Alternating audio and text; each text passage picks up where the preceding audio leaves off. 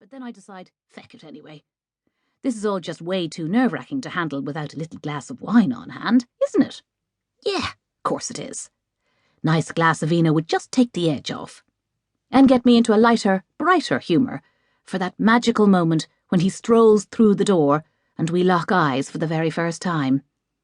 Which will, of course, be any second now.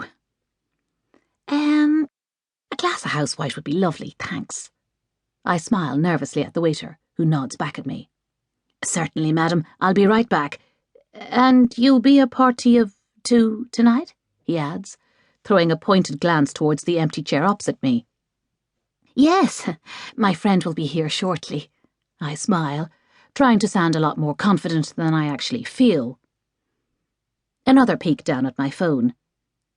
No text message, which isn't out of the ordinary. After all, this guy just isn't much of a texter.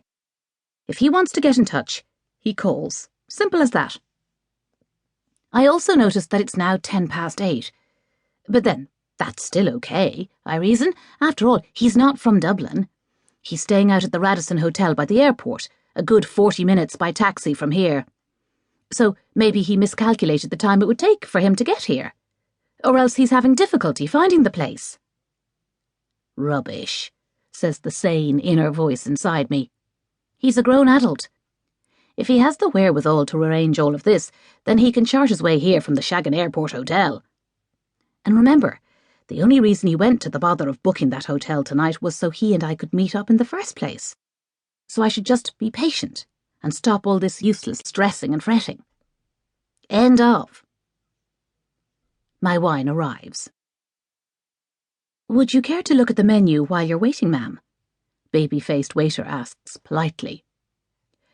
I could be imagining it, but did he just linger a wee bit too long on the while you're waiting? Like he's already made up his mind that I've been stood up. Oh God, I think, instantly dismissing the thought. My nerves have just shot into overdrive and are making me hyper-antsy now. That's all. Sure enough, one lovely glug of calming Pinot Grigio later, and I feel more confident and in control. This is going to be an unforgettable night. A magical night. A night that my date and I will hopefully talk about for a long, long time to come. The menu looks fabulous too. I managed to kill another good 3 minutes by deciding in advance what I'm going to have. Oysters to start with, I instantly dismiss as a shite idea. After all, I don't want him to think I'm only using them as an aphrodisiac, and that I'll just hop into bed with him on our very first date. Mushroom risotto, I decide firmly. The perfect non-embarrass-yourself-by-stinking-of-garlic with spaghetti sauce dribbling out of your mouth date meal. If my date ever turns up, that is.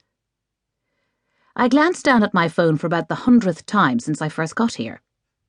8:25 p.m. Which means he's almost half an hour late by now.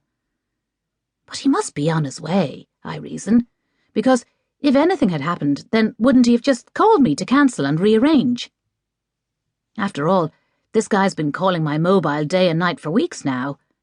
At this stage, his is literally the first voice I hear every morning, ringing to see how I am and to wish me luck with my day. Then, last thing at night, when he's still in the middle of his day, what with the time difference and everything, he'll be sure to call me from an airport in some far-flung part of the globe just to hear my news, chat a bit about his and wish me good night. It's actually astonishing just how close we've grown and how intense things have got between us in a relatively short space of time. Something that's never happened to me before, but is completely wonderful when it does. Of course, I was ultra-wary at first. Time and bitter experience having taught me never to jump 2 feet first into anything that starts off online. But what can I say? After a few weeks of full-on attentiveness, he eventually won me over. This, I remind myself, is what I have deep down been craving after years of dating Egypts who did nothing but mess me around. All my life I've dreamt of being treated like a complete goddess, and now, for once, I actually am. So why am I ruining on myself by fretting about a slight a 32-minute delay? Of course he's turning up. The restaurant is really